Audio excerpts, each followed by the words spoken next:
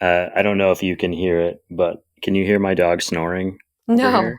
I'm really curious when I play this back if it gets picked up because he has been just sawing logs for about 10 minutes. I hope so. I think that would be like such a comfort moment of just a snoring dog in the back. Sliding into your screen is not just any coffee can, it's a Roastar coffee can. Don't need thousands. Personalize just one in Roastar's Design Lab. No design experience needed. Choose a pattern, add your logo and text, or create something memorable with AI. Being made in the Midwest, you can expect it on your doorstep in no time. Now that was smooth.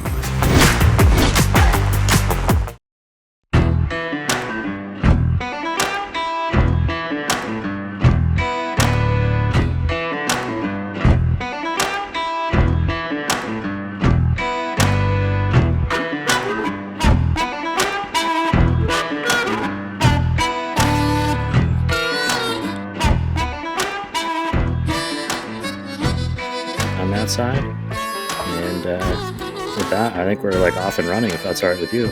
That's perfect. It's good. All right. Hey, everyone. Welcome to another episode of the Coffee People podcast presented by Roastar Coffee Packaging. You can find them online at roastar.com. I'm your host, Ryan Woldt. I'm in the middle of season 15 of this show.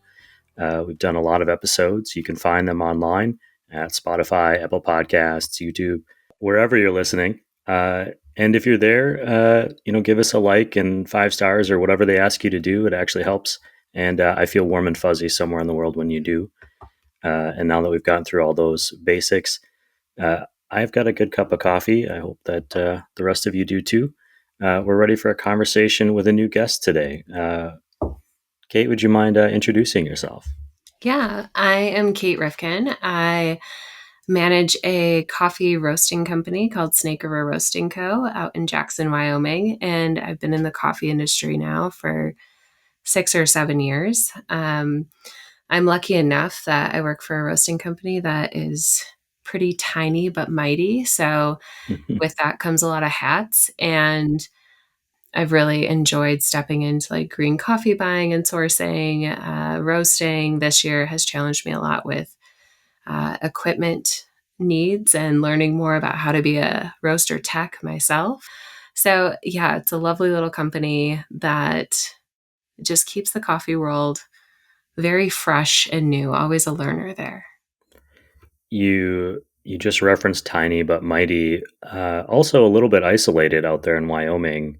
I would Yes. imagine there's not just like a bunch of coffee techs living down the street, so you kind of are forced to learn, right? Yeah, absolutely.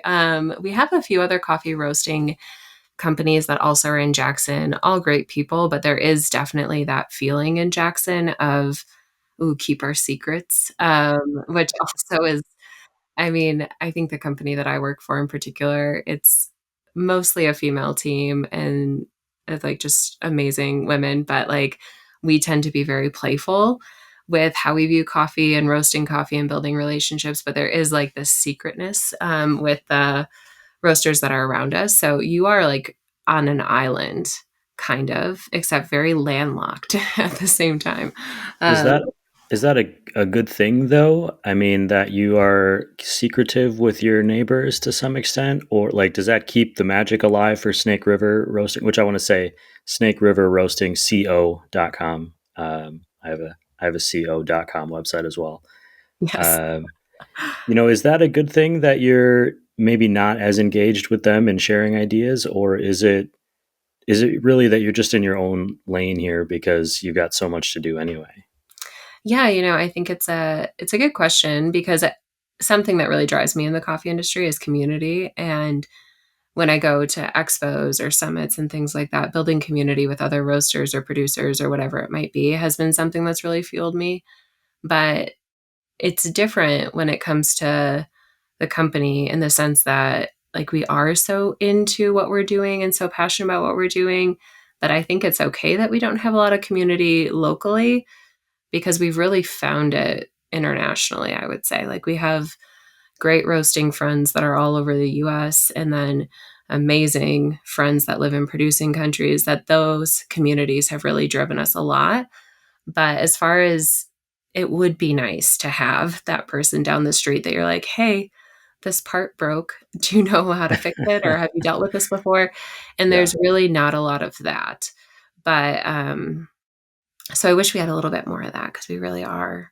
I think like Idaho Falls is about 2 hours away from us. That's considered a pretty big city.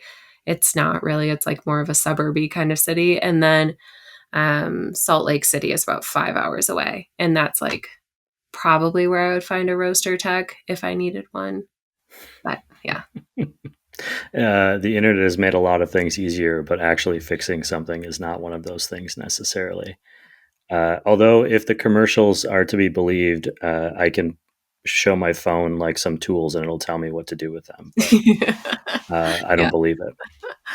One day we'll get I there. I hope not. Honestly, like I think the ad I saw during the World Series last night like was like, you should be asking your phone to do more, and I was like, I would like my phone to do less. Like, Yeah. Yeah. do less things for me. Like, give me a map and let me make a phone call. That's like the end of Yeah. my requirements. Everything else is a distraction. There is a resurgence of the nostalgic like landline. Have you seen this, where you can connect it to your cell phone so that when you're in your house, your landline will ring? And so you I don't haven't even seen have to, that. like, No. it's great. Like, I think you're with a lot of people. A lot of people are wanting that nostalgia of your phone doing less. Sure. Well, it puts me at a certain age, which I don't necessarily hide, but I don't advertise either. You mentioned, obviously we're talking about Wyoming here, but I know that you weren't always in Wyoming. Yeah. Can you give us a little backstory? How did you end up there, and how did you get into coffee on the way Yeah. there? I tell this story a lot, I guess, and it is kind of it seems a little hallmarky, but I started at I the know exactly what you mean when you say that too. yes. Yeah, yeah. Um, I went to school for social work. I got a bachelor's in social work, and I grew up in Wisconsin to actually start in a better way. I grew up in Wisconsin, got a bachelor's degree in social work. From there, immediately started working at a residential hospital that helped people with anxiety and OCD. And I did that for about 7 years. And it was a behavioral kind of therapy that I would help with, where people were doing exposure therapy and all. It was very cool, very beautiful to be able to help people and build connections through that. And I met my now husband while doing that job. And we worked together for a couple of years. And then he finished his master's degree and wanted to go on a little road trip. And he got in an old Subaru and drove out west.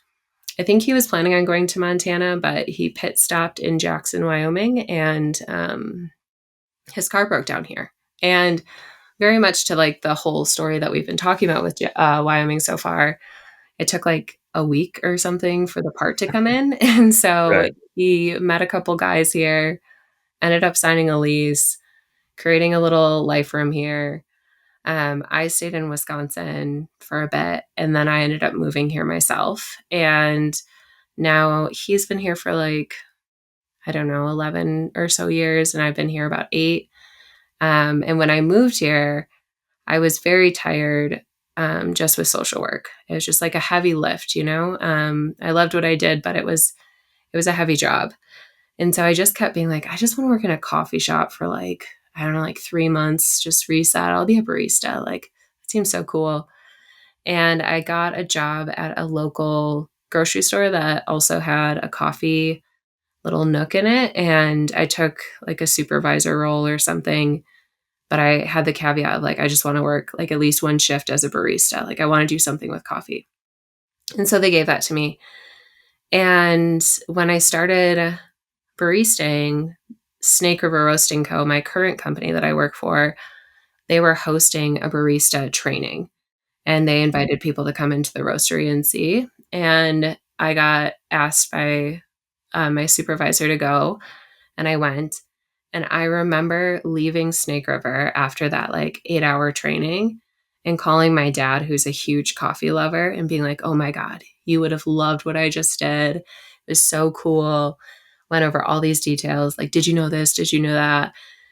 And then my husband came home from work and I was telling him about it. And he's like, you should really apply.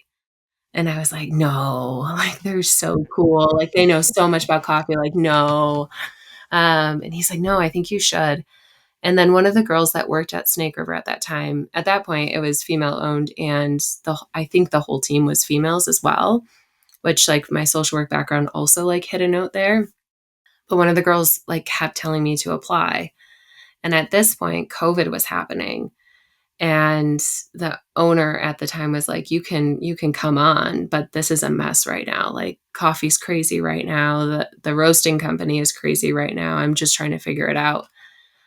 So anyway, that's how I got into Snake River. And then that previous owner, she, after COVID, was pretty ready to retire herself. And so for about a year, I was able to just be like super educated on everything. So she put me through a lot of SCA courses. She taught me a lot about green coffee buying and sourcing and roasting, like top down, taught me everything. And that was what I did for a year straight, which was amazing. And then she told me that she was stepping away from the company and selling it. And when she sold the company, I was promoted to the general manager and then was handed over the green coffee buying and all of that as well. And now I'm like very into coffee in the most beautiful way. I want to go back to something, which is COVID. What was that? COVID? Like Just the kidding. pandemic? Like I'm not. I seem to have blocked that out of my memory. Yeah. I Oh have my no God. recollection whatsoever of what that was like. Yeah. That's really cool that the owner took the time to leave a foundation for whomever came in next. Did you know while you were learning that that was the case? There was signs. I just remember towards the end, like right before she sold the company, we started going to these meetings. She would like have me tag along with her for everything. Her name was Ruth Ann Petroff, and she's a mentor and an icon in my opinion. But she would have me come to like basically every meeting, and she had a consultant come in, and originally she's like, he's going to help us with like our grocery displays or whatever. And then he kept being like, is this a part of your exit plan? To Ruth Ann. And I was like, okay, Oh, yeah. we're exit planning. Okay. But I think originally, no, she's so passionate about coffee. And the reason why she started Snake River was because she had opened a cafe and wanted to roast her own coffee for it. And then ended up closing the cafe and just growing the roasting company. And even now she's retired from this business, but she helps like a local espresso catering company. And then she also, I like every once in a while will get like coffee education prompts, and like Ruth Ann will be like in the back somewhere at like a coffee thing. And I'm like, oh, there she is, still learning. Any consideration for you to buy the business once you found that out? I think I was so young. I wish like hindsight 2020, I love the company I work for. I love what I do, but I just didn't know if I wanted to go there yet. And I didn't know if it was going to be like my ultimate fit. Sure. But now that I'm where I'm at, I I'm like living in such a beautiful place that I like don't regret not owning it, because also our owner, his name is Meki, and he's incredible and like very supportive. And the way that he can provide for Snake River, because he has other companies, it's like a part of a network now. I would never have been able to do that. And like I get to go to Origin pretty frequently. I get to go to expos. I get to go to summits. Like I have a lot of education, and that is because there is financial backing that if I was to purchase probably wouldn't be there. So, but I And live in a very beautiful way with Snake River, that's for sure. you mentioned being tired earlier of your previous career. And I think I want to clarify that you meant was like physically tired, not like sick of people in that field or sick of that industry necessarily, but like it's exhausting to do that job both physically and emotionally day in and day out. Yeah. I have a heavy dose of anxiety, and I'm sure my wife is exhausted all the time. But also just seeing that from, my wife works in that field as well. There's I thought it was interesting when you said you were like, I just want to be a barista like that. like that would be easier in retrospect. Do you find that this is more relaxing or that it's just sparking you in a different way? It's honestly such a different way. And I'm glad you brought that up. I also have a heavy dose of anxiety, which I like talking about it because I have a friend that's fortunate to be like, hey, your anxiety is not the typical person's anxiety. And I think that there is something about people that have anxiety disorders that are also pulled to help people or like help other people with anxiety. And I just didn't realize that mine wasn't in the same class as maybe like a typical person, if you want to say. Um, but I think like what's different for me is that I was seeing people one on one and I tend to carry people's weight with me. And so I would leave and have all this weight on me. Where right now, the way that I source a green coffee, I'm able to think very ethically and help support female producers and causes that I really am very passionate about. And also, Snake River is very, very generous with how we use our money as far as like charities and things like that. So I think it's still scratching that itch of helping people, but in a way that I can also be healthy. And I think the reason why I really wanted to be a barista, and I talked to a barista actually back in Wisconsin, and she really reminded me of this. She's like, when someone comes in to get a coffee, you're almost always making their day better. Like the whole reason that they're coming to see you is because they want to make their day a little bit more special.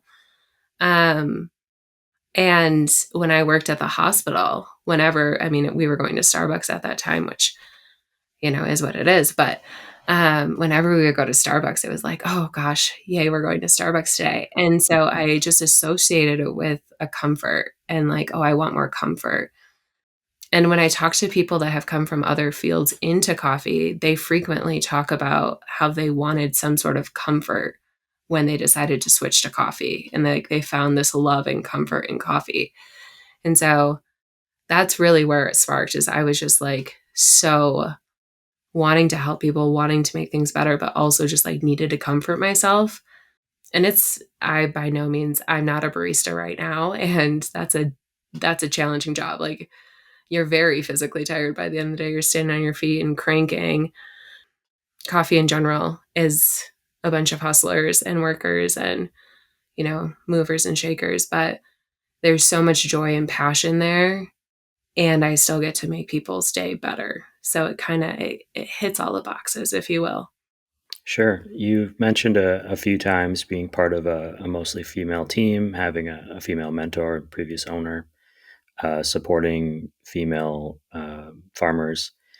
I found this term on your website, the Cafe Feminino model. And I'm Mm-hmm. wondering if you can talk a little bit about what that is and how it benefits not just Snake River, but you know the bigger audience that you're working with there. Yeah, Cafe Feminino is a really beautiful foundation that was started in 2006. And basically, it was started in Peru in a co op of women that were doing a lot of labor on the farm. And to be very fair, like a lot of labor in coffee comes from women. And we talk more recently, I think I've been surrounded by some really amazing people that are talking about how much invisible work comes from women in the coffee industry. And Cafe Feminino decided that they were going to start something that would basically separate out the work that the women had done and that buyers would be able to buy it for a higher premium and there would be some regulations around it. So like women in leadership is a part of it and women being able to start projects and ask for certain grants for things for their farm and that women would receive the money back.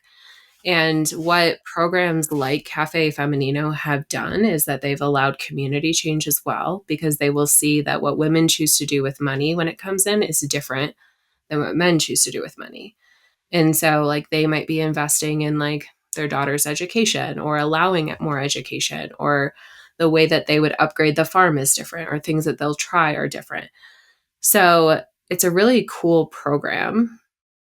And there are more and more program or even importers that are trying to highlight female producers and female owned farms, because it's just science at this point that like women use money differently and women invest in communities, and that's really helping them thrive, create better coffee, but also live a more sustainable life.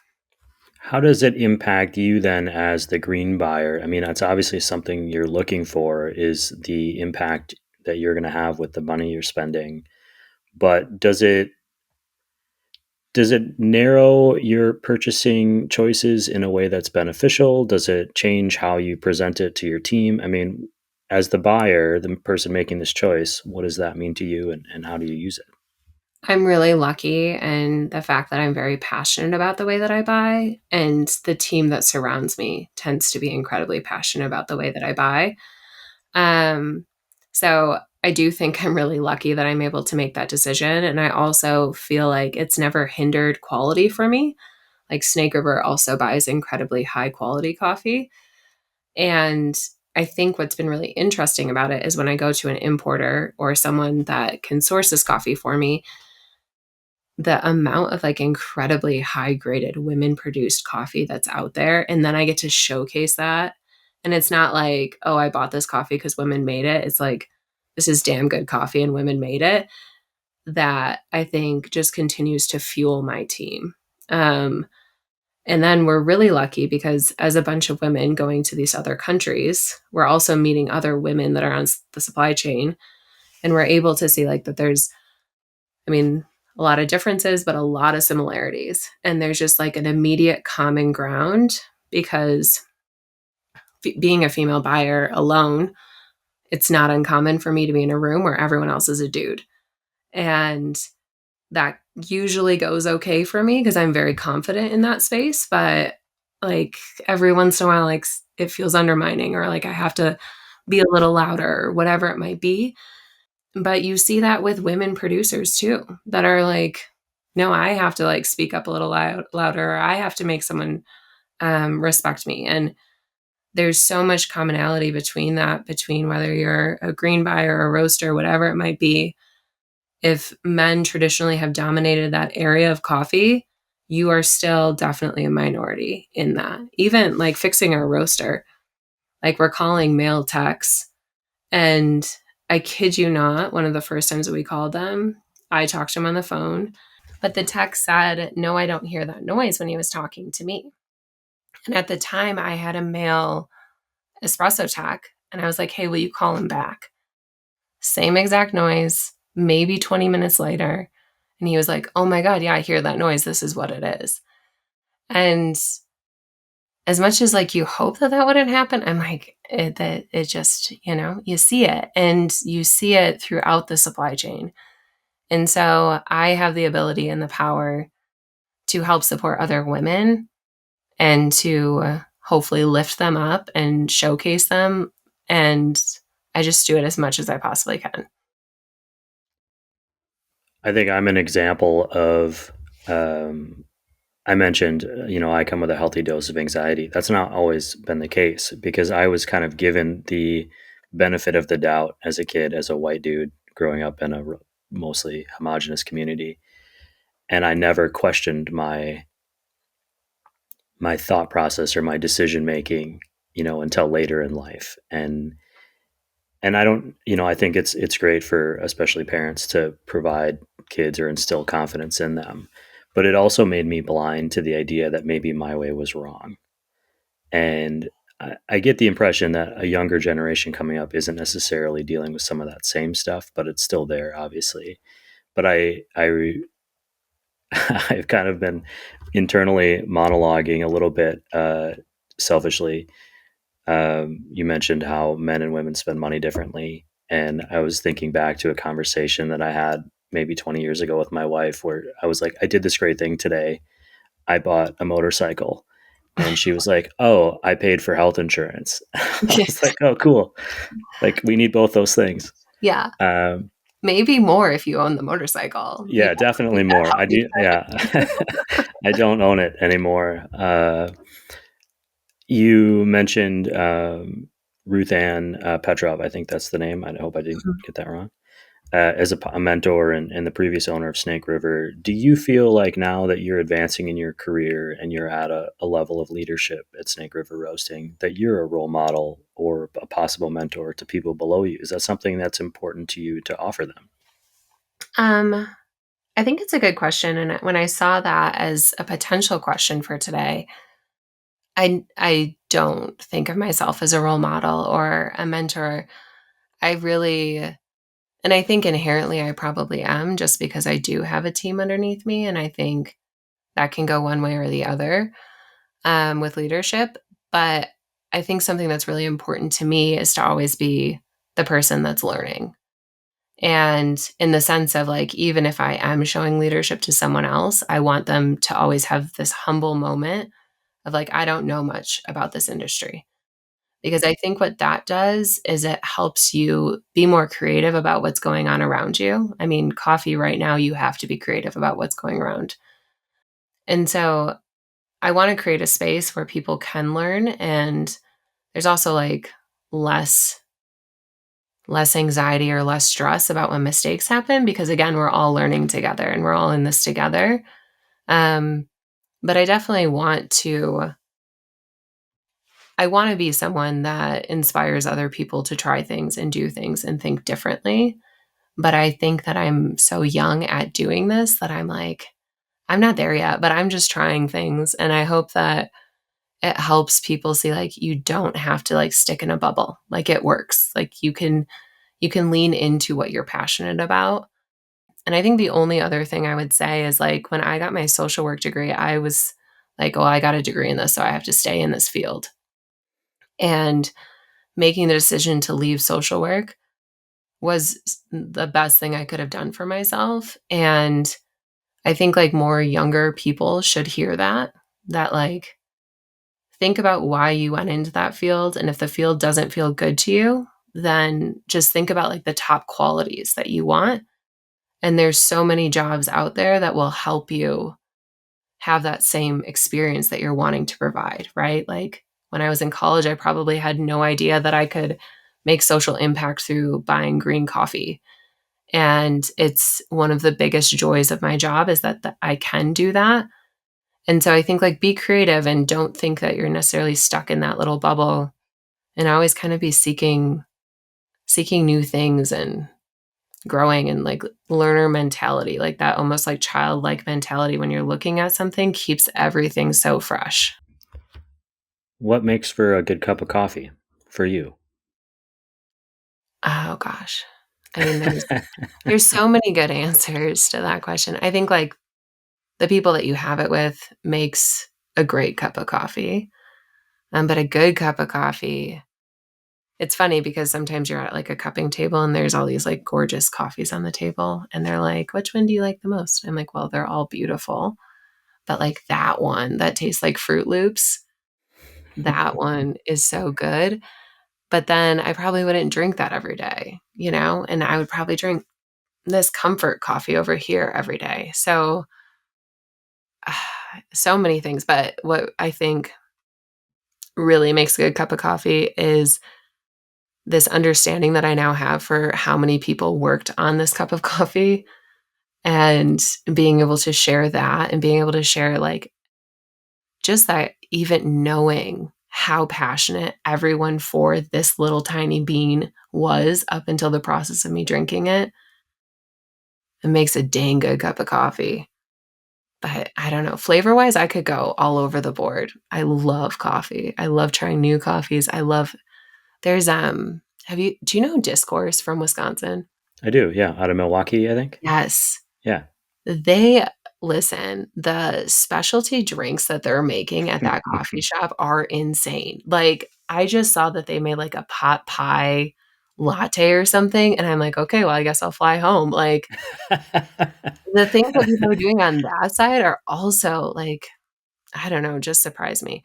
I could tell you something that makes a bad cup of coffee though, and that Sure. is when someone burns milk when they're steaming their milk. That's like an unforgivable for me. I can't. Can you hear it if you're in a cafe? Yes. Yeah. I can hear it and I go, oh shit. And then I just smile and I take the coffee and I like leave it on a table and I usually Yeah. go. I feel bad about it every time, but like that's the only like burnt milk. Yeah, I can't get around it. I have the coffee cocktail recipe book from the guy from Discourse, and when I got it and opened it up, I went, "Oh, I'm not making any of these. Like, this is too comp. I'm Yeah. not that good of a barista to do this." Yeah. Um, we only get so much time on these shows to learn from other people, and we have this segment called Coffee Smarter, which Roastar has kind of asked me to ask other people, how can we help other people listening to the show.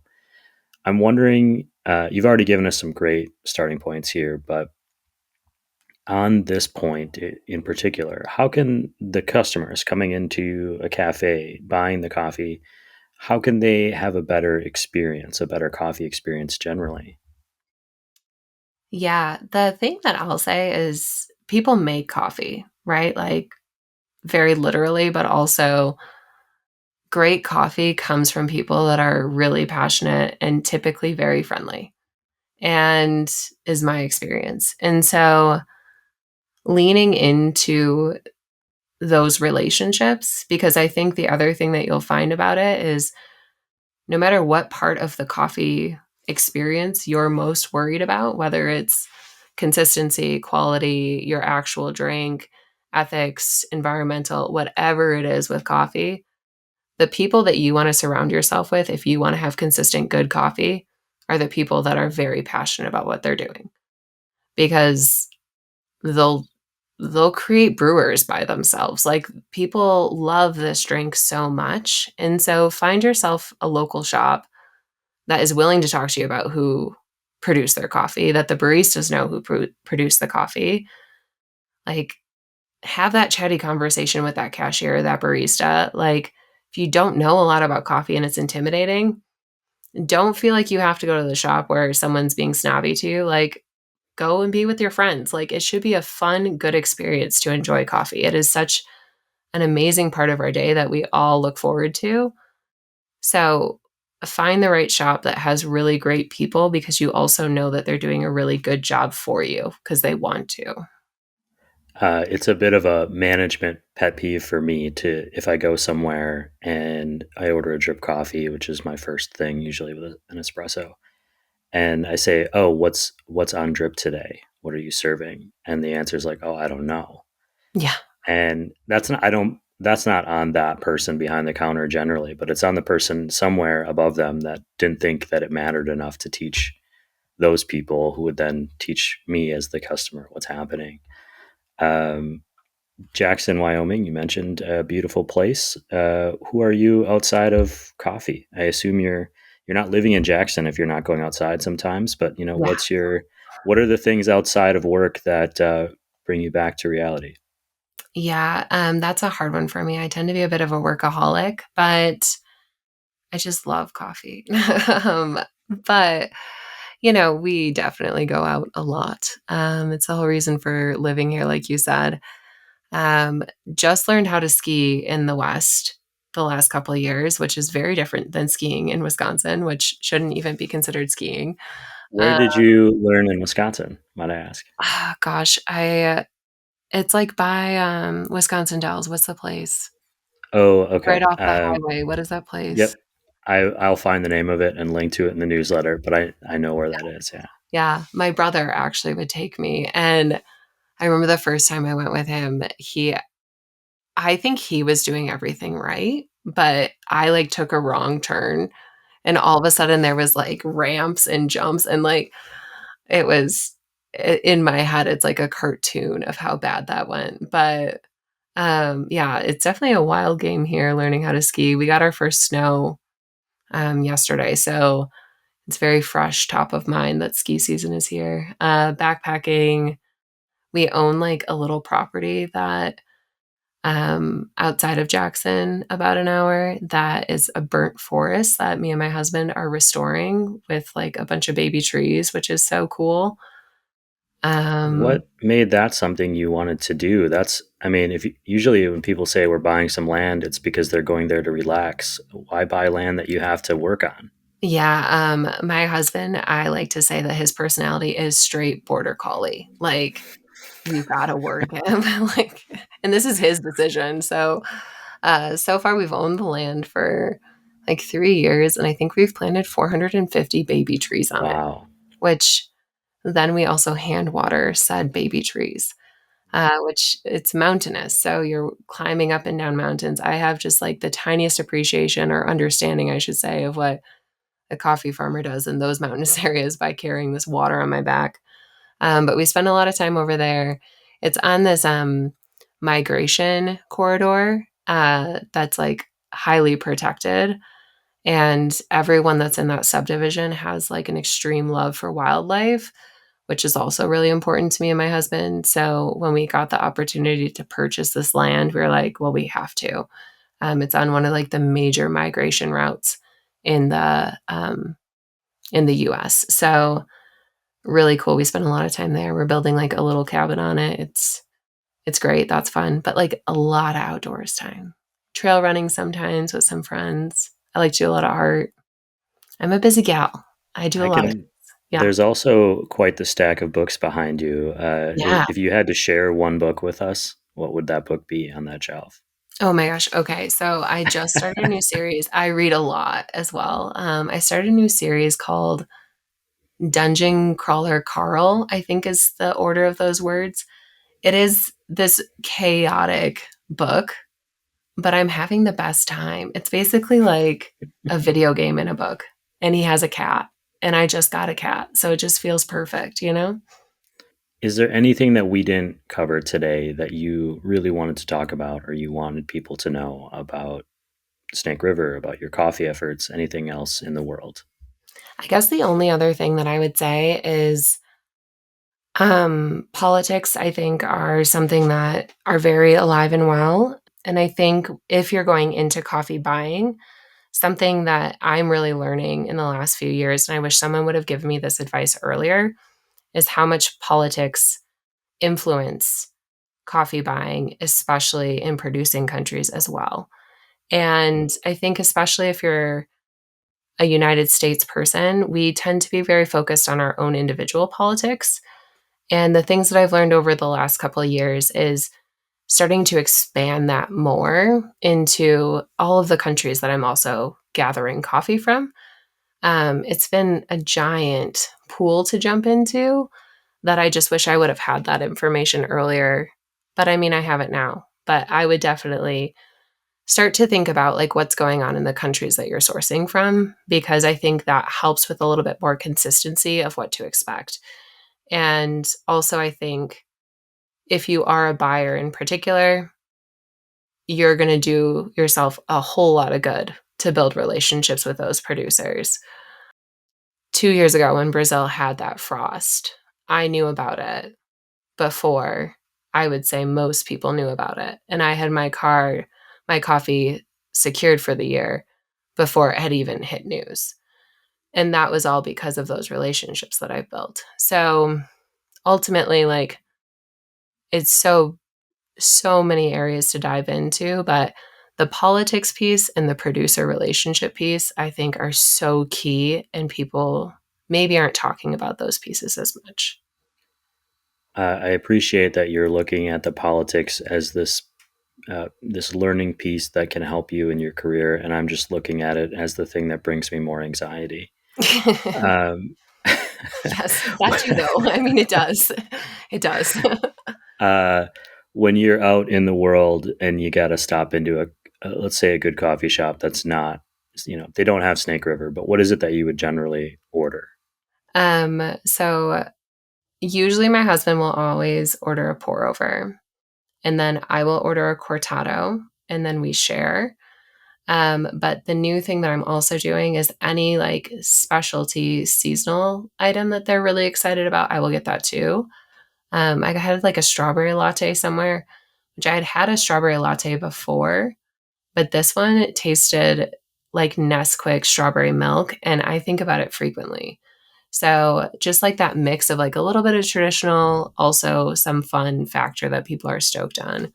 So I typically am ordering at least 2 to 3 drinks if I'm very excited about a place.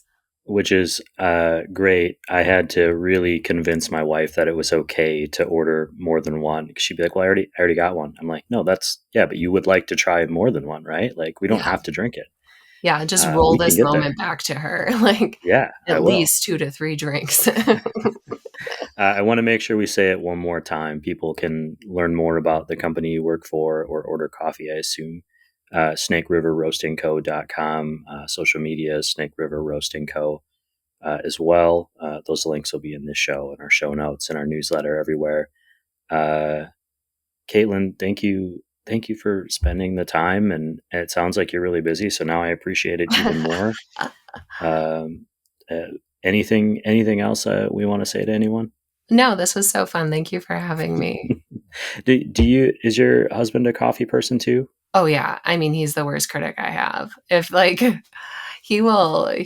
he'll tell me exactly. If I brew him coffee, he's like, I think it's a little off today. I'm like, oh, okay. We love it. We love a consistent, honest person. But I mean, he consumes a lot of Snake River coffee.